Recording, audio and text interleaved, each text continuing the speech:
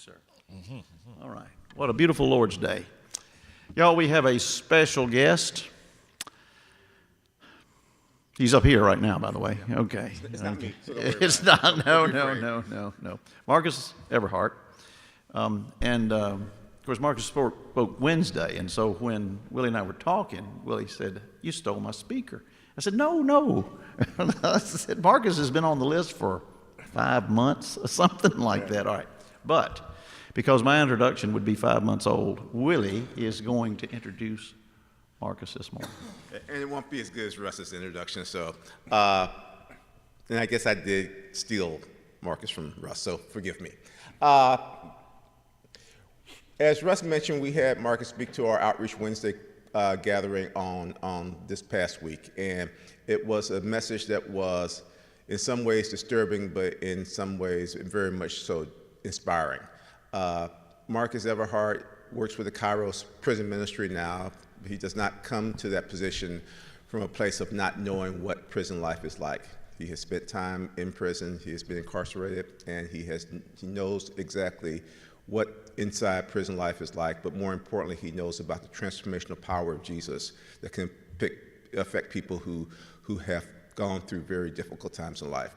I think you'll find his message to you today, again, very inspiring, and the great thing is that he's also very open and honest about his experiences, and with that in mind, I want to again welcome to us here at Homewood, Marcus Everheart.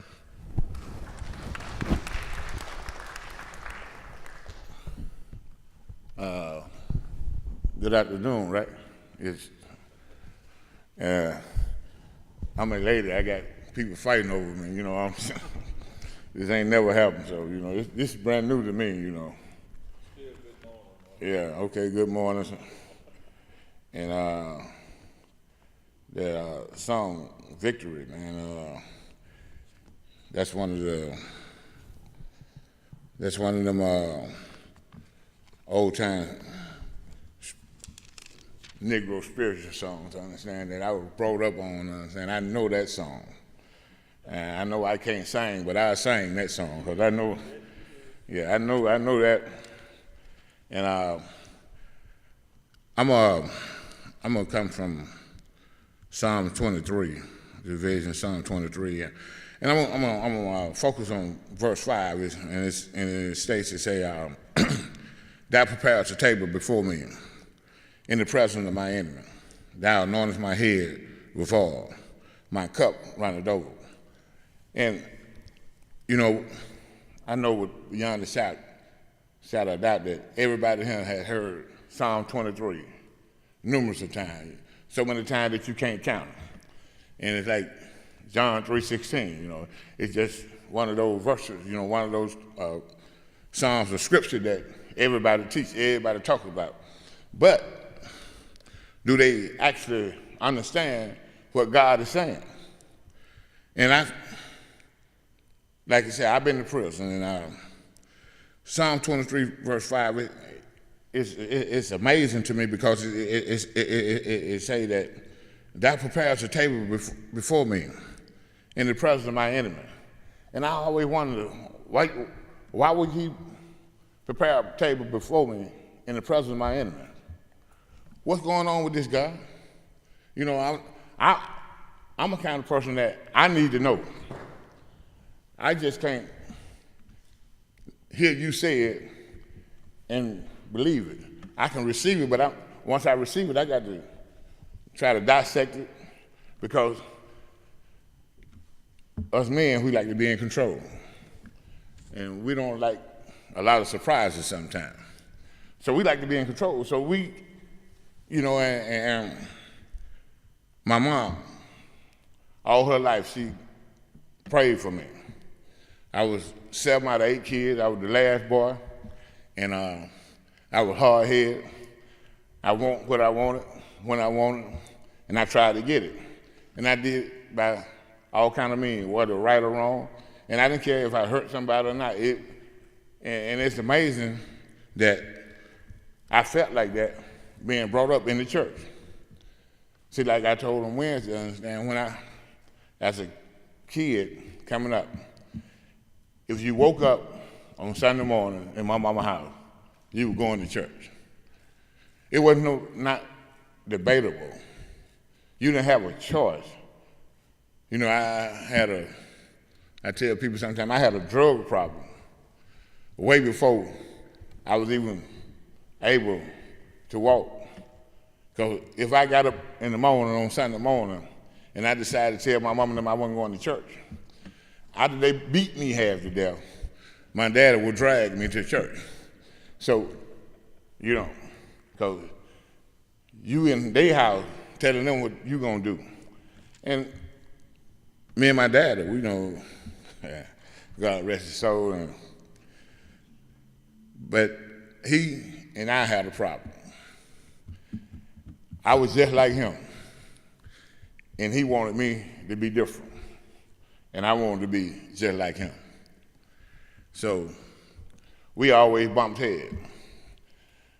And my mama used to always say, well, you know, that's your only boy, that's your only child that actually look like you, act like you.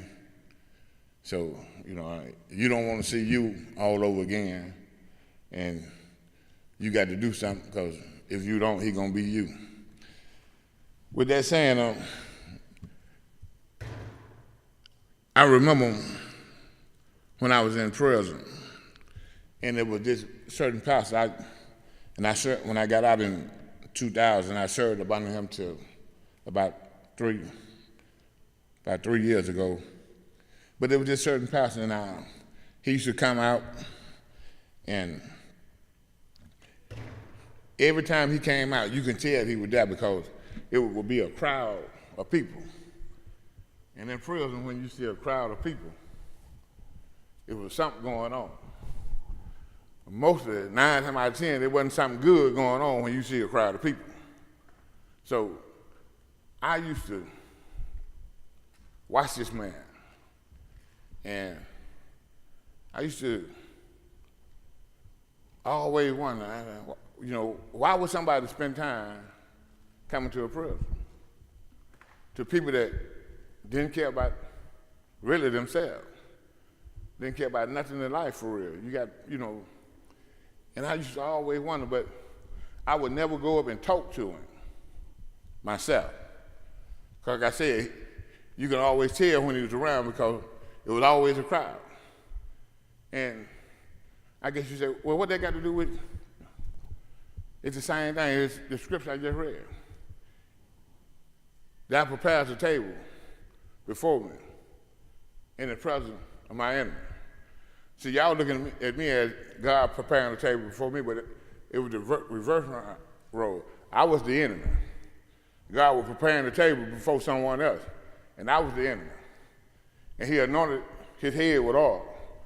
And as his cup runneth over, how many of us know that when you're in the overflow of God, you affect people around you? Well, that's what part of helping me realize that I wasn't a nobody, that I was actually somebody, that somebody loved me. You know, I knew my mom loved me. That never was even a thought in my mind that my mom didn't love me. I remember when I was a little kid, I used to go home, because I'd be on did something, I'd be on got in some trouble, and I trying to act like I ain't did nothing, and people would come to the house, and they'll talk to my mama about me. And they would express how they felt to my mama. And they'll tell my mama, say, you need to take your hand off that boy, because that boy don't mean you no good. He ain't gonna never equal out to anything. That boy is hard-headed, he bad. It ain't no hope for him. And my mama would listen to the people, voice their opinion, and say whatever they had to say about me. But I always remember that whoever was talking to my mama, when they got through talking, I always remember what my mama said. My mama used to tell them, say, okay, I understand, and I'm gonna do something. But you're entitled to your opinion. But that's my baby.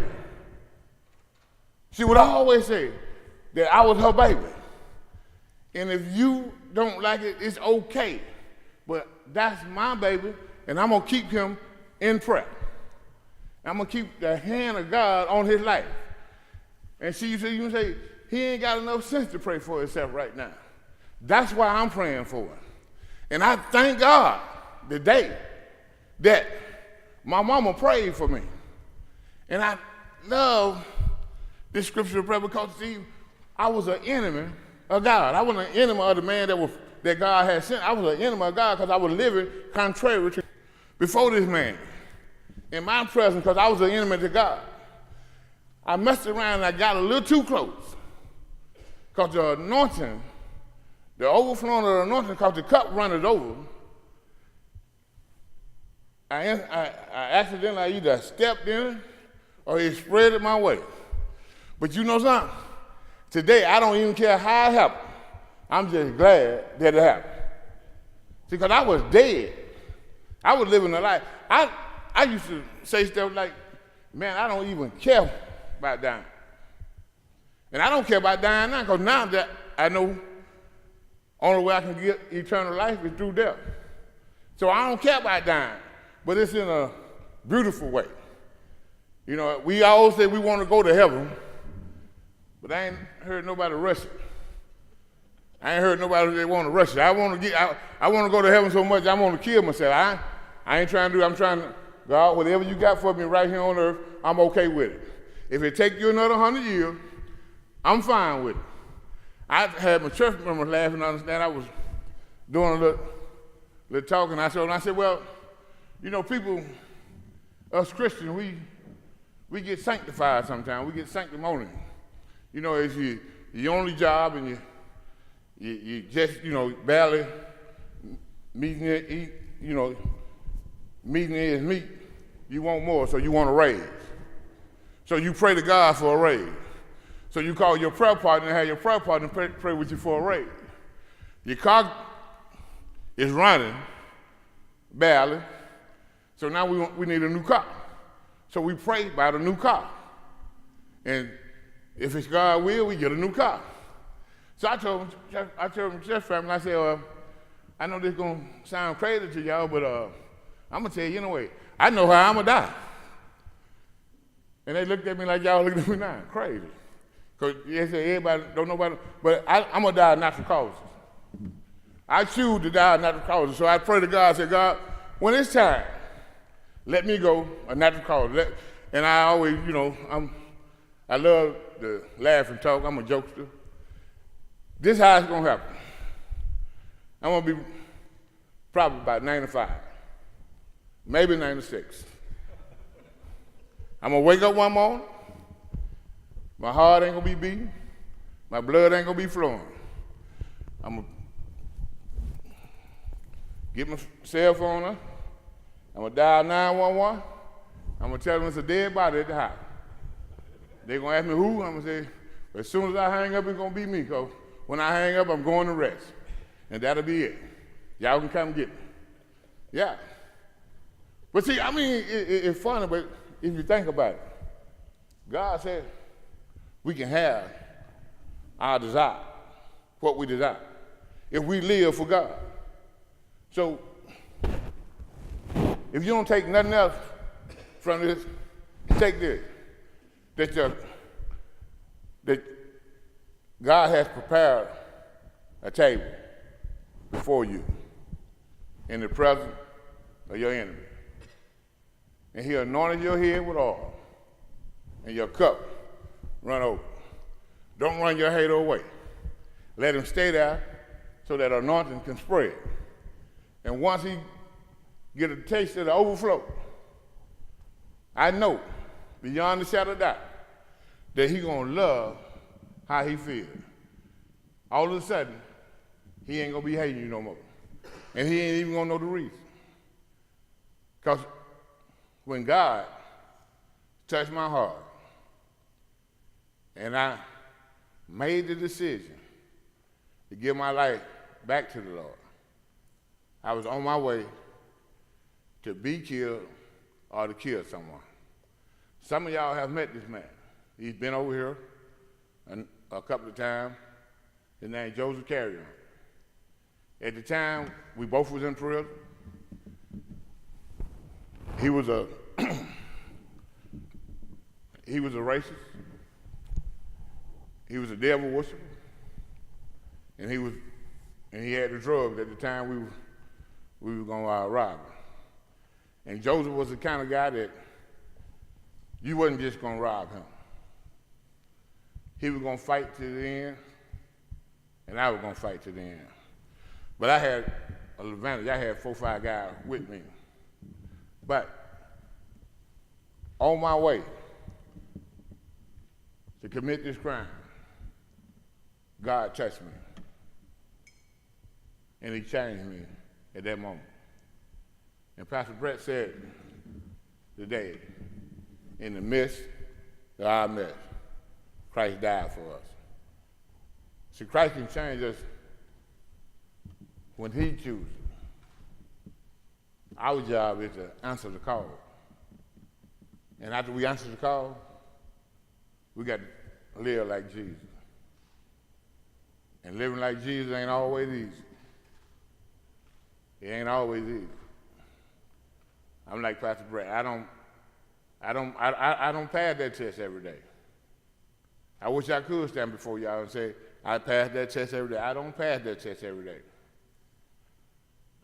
Right now I'm in a battle where I got to sue DHR, which is almost unheard of, about my job. And they were having a job fair down the street from my house at the complex, and I was down there. And I was in this booth filling out the application. And I came out that booth. And I was feeling jolly and everything. I came out that booth and I seen the word DHR. And there was a young lady at their booth. And immediately, I said to myself, I'm finna go over here and get her a piece of my mind. Because they know they doing me wrong. And it dawned on me that this lady, she probably don't even know who Marcus Everheart is. I was so mad that I had to leave the job fair. Because had I not left the job fair, I would have failed that test big time.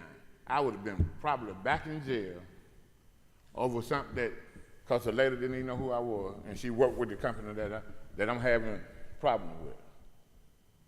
So I don't pass the test every day.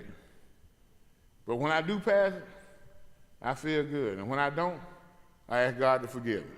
And that's all I can do. And I'm grateful that y'all would even allow Russ to bring somebody like me to speak to y'all. I think Russ kind of crazy. I know I'm crazy, so you know. Yeah. You haven't met everybody else on the planet. Yeah. Well, I was going to let them speak for themselves, I understand, you know. But remember, like I said, if you don't get anything out of this conversation, remember, when your haters is hating on you, God got them in your face for a reason. He's trying to anoint them through you. And that's what Pastor was talking about. We love like Jesus, love through us.